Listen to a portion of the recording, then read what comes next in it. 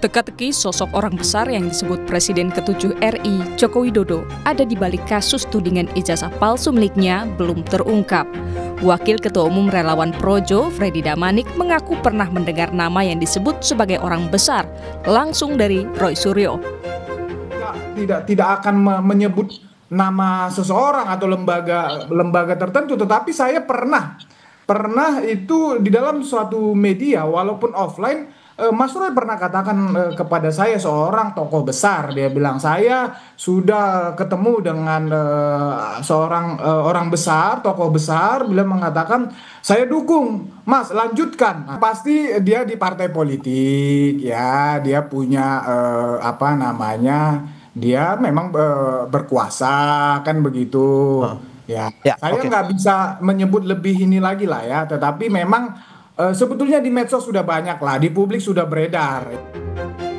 Sementara pengacara kubu Roy Suryo CS, Ahmad Kozinuddin, membantah dan menganggap itu fitnah kliennya yang seolah-olah menjadi pion perkara yang tengah bergulir soal tudingan ijazah palsu Jokowi.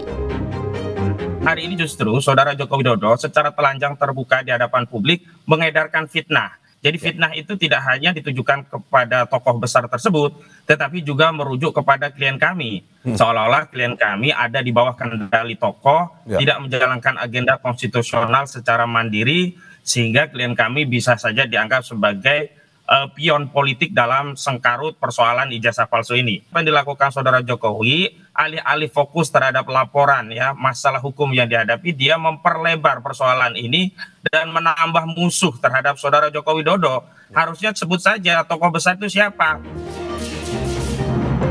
Belakangan sosok orang besar dikaitkan dengan baju berwarna biru. Menanggapi hal itu, Ketua Umum Partai Demokrat Agus Harimurti Yudhoyono membantah partainya di balik polemik ijazah palsu Jokowi. AHY bilang itu fitnah. Pak, Demokrat disebut-sebut di belakang ijazah palsu Jokowi. Apa tanggapannya Pak AHY? Tanggapannya aja Pak. Tanggapannya soal Demokrat disebut-sebut di belakang.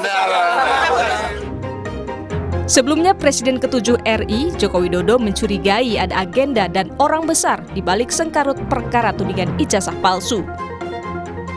Artinya memang ada orang besar, ada yang backup.